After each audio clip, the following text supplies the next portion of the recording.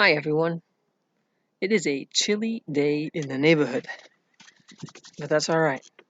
It is good to be here with you. Be still and know that I am God.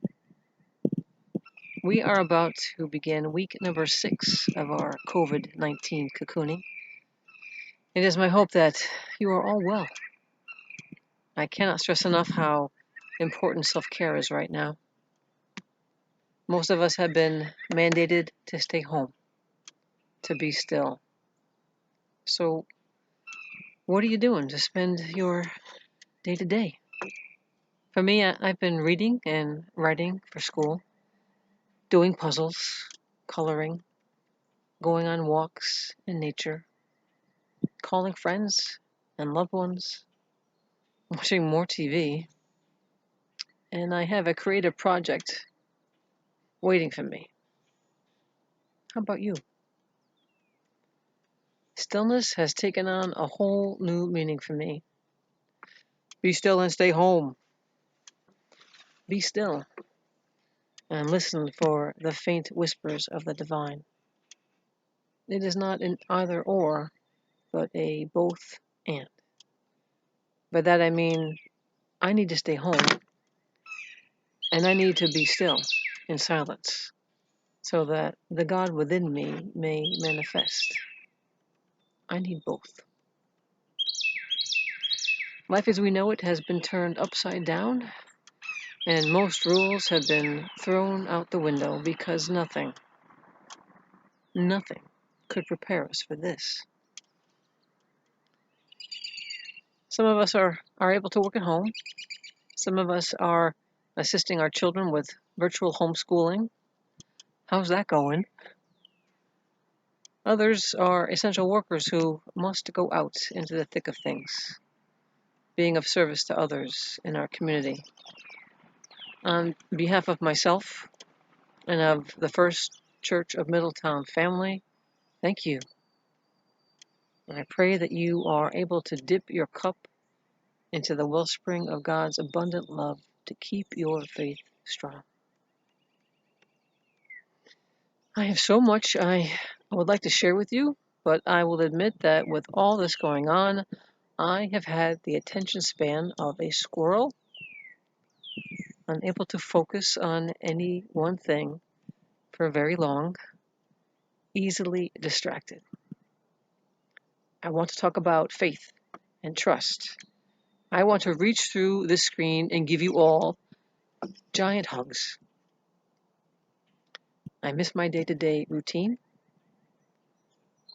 and I am allowing myself to mourn not only the loss of my ability to serve others and my loss of income, but also grieve for the lives that are being lost, not only from the pandemic, but from overdoses and those dying because they are drinking themselves to death.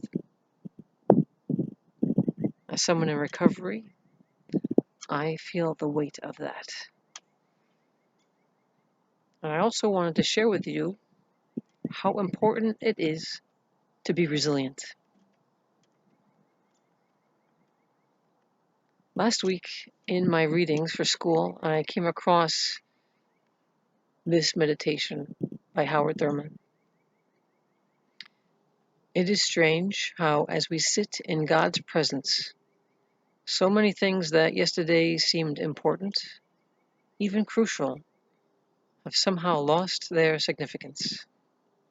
The ambitions by which our waking hours are harassed and our nights tortured in dreams do not now seem very important. The injuries which we nourished, injuries that seemed so unforgivable, strange, but they don't seem to matter as we sit here in the quietness of God's presence. I see this in two ways. First, when I sit in quiet stillness, seeking God's presence, that which seemed so important becomes trivial. Secondly, all the things that caused us to worry and be anxious before the arrival of COVID-19 seem petty and small now. Our world has indeed changed, as has our day-to-day lives. Steve Kravisky reminded us at the tea time on Wednesday of lyrics from a Jefferson Airplane song. You are the crown of creation, and you've got no place to go. Ain't that the truth? I selected the scripture reading this week from 1 Peter because in those 7 lines, the word faith is used several times. In verses 6 and 7, it reads, even though for a little while you have been distressed by various trials, that the proof of your faith, being more precious than gold which is perishable, even though tested by fire, may be found to result in praise and glory and honor at the revelation of Jesus Christ. We are being distressed by various trials and tested by fire, each of us responding to it in our own way. Which brings me to resilience. It is derived from the Latin word meaning to leap back, and is a collection of qualities that allows us to adapt to change, deal with challenges, and bounce back from hardship. Some of these qualities are perspective, perception, having a positive outlook, having a sense of humor. I recall the word I first heard in my undergrad ethics class many years ago. The word is eudaimonia. And the analogy that my professor used to describe this word was a childhood toy that I'd had, a blow-up, punching bag of Bozo the Clown. It had a sand bottom to weigh it down, and it was about 4 feet high.